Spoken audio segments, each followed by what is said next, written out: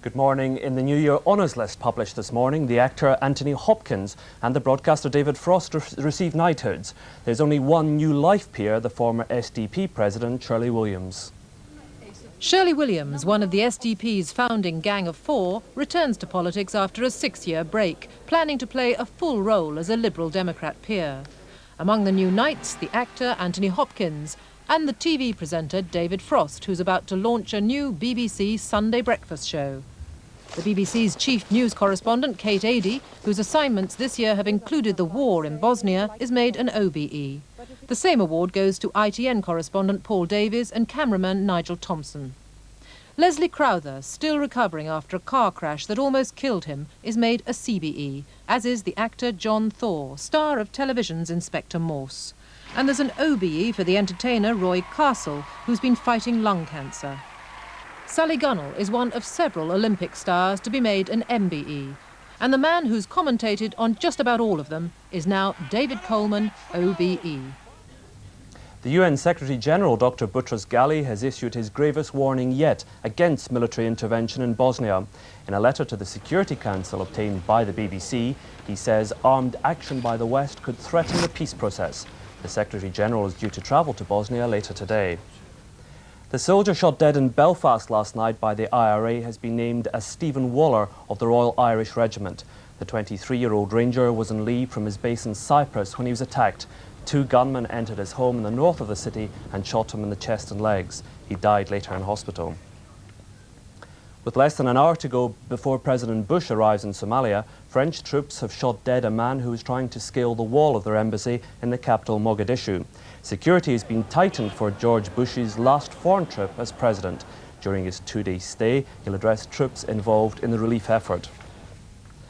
3 people were killed early this morning in a collision between a bus and a car in Batley, West Yorkshire. First reports said the 3 dead were in the car. The bus driver and his wife were slightly hurt when the bus ran into a stone wall. The crash completely blocked the main Batley to Bradford Road. And that's the national and international news so far this morning. Now for your own local news. Hello again. Now the Scottish news. Scots from all walks of life have received awards in the New Year's honours list. They include David Sole, Scotland's recently retired rugby captain, and the footballer Gordon Strachan, who's been capped 50 times. Both receive OBEs. George Younger, the chairman of the Royal Bank of Scotland and a former Scottish secretary, receives a KCVO, and the percussionist Evelyn Glennie receives an OBE. Raymond Johnston, the chairman of the Forestry Commission, gets a knighthood. Staff at the Daily Record and Sunday Mail have been told the titles will no longer be printed at Anderston Quay in Glasgow. The company is to use presses at a plant outside the city. Management also says that the employees will be moved to offices in the city centre. More than 10,000 Scottish businesses failed this year, according to a survey by the business information specialists Dun & Bradstreet. Only the southeast of England had a worse figure. And Scotland's weather. Clearer conditions in the far west will reach most areas later. Sunny spells will develop, especially in the east, and it will be milder than recently. And that's all for now. I'm back with the lunchtime news at 5 to 1. Join me then. Bye-bye. 5 million people watch the news as it happens each weekday morning. These latest pictures from Los Angeles show the rioting still going on.